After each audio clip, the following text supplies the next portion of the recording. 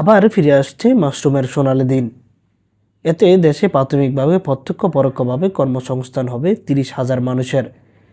সে নিরিখে 800 জন উদ্যোক্তা তৈরি ও 800টি মাশরুম পল্লী স্থাপন করা হবে। প্রতি উদ্যোক্তার অধীনে 30 জন চাষি থাকবেন। দেশে বর্তমানে 40,000 মেট্রিক টন মাশরুম উৎপাদন হয়। প্রকল্প শেষে 2027 সালে তা দাঁড়াবে 100,000 মেট্রিক টনে। কৃষি বিভাগ এ বিষয়ে উদ্যোক্তা ও চাষিদের প্রশিক্ষণ, বীজ সহ বিভিন্ন বিষয়ে সহযোগিতা করবে।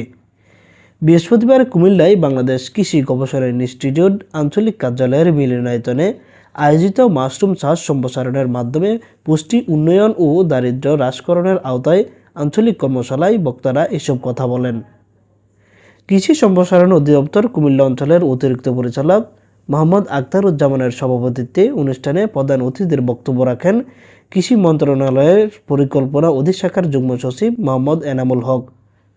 কর্মশালায় মূল প্রবন্ধ উপস্থাপন করেন প্রকল্প পরিচালক কৃষিবিদ ডক্টর আখতার খান কাকন। অনুষ্ঠানে বিভিন্ন দপ্তরের কর্মকর্তা, কৃষির মাঠ কর্মকর্তা, মাশরুম উদ্যোক্তা, শিক্ষক সহ বিভিন্ন পেশার প্রতিনিধিরা অংশ নেন। এবং মাশরুম যেহেতু ইনডোর ক্রপ, যার কারণে নারীরা খুব সহজেই এটাতে আত্মনিয়োগ করতে পারে এবং বিশ্বব্যাপী মাশরুমের একটা বিরাট চাহিদা রয়েছে। আমাদের বাংলাদেশের প্রেক্ষাপটে এটা যেহেতু নিত্য প্রয়োজনীয় ফসল না, আমাদের হয়তো ওরকম চাহিদা নাই, কিন্তু আমরা পুষ্টির দিক বিবেচনায় এবং এটির ঔষধি গুণ বিবেচনায় এটার কিন্তু একটা চাহিদা তৈরি করতে পারি। বুঝতে পেরেছি যে মাশরুমটা আমাদের জন্য খুবই স্বাস্থ্যকর একটা পুষ্টিকর খাবার। সবগুলো ফাস্ট ফুডে কিন্তু মাশরুম ব্যবহৃত হয়। এই যে আমরা ফ্রাইড রাইস খাচ্ছি, আরো অনেক স্যুপ খাচ্ছি, স্যুপের মধ্যে মাশরুম ছাড়া স্যুপই হয় না।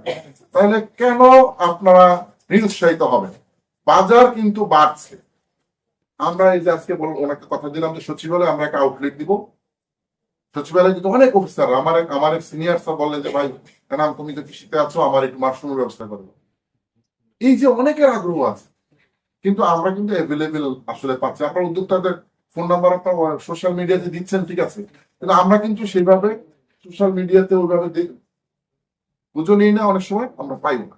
এবং কার কাছ থেকে নিব, সে আমাদের প্রকল্পের পক্ষ থেকে যদি একটা সোশ্যাল মিডিয়াতে একটা কন্টেন্ট তৈরি করে দেওয়া হয় এবং উদ্যোক্তাদের একটা নাম দেওয়া হয় জেলা ভিত্তিক, তাহলে যদি লেখা থাকে যে কৃষি সম্প্রসারণ অধিদপ্তর, তাহলে কিন্তু মানুষের বড় আস্থা তৈরি হবে এবং সেই উদ্যোক্তাদের কাছ থেকে কিন্তু তারা অর্ডার দিয়ে কিন্তু সে মাশরুম নিতে পারে। তো এই ধরনের কিছু চিন্তাধারা পিডি মহোদয় সার্বক্ষণিকভাবে করেন, আমরা দেখি।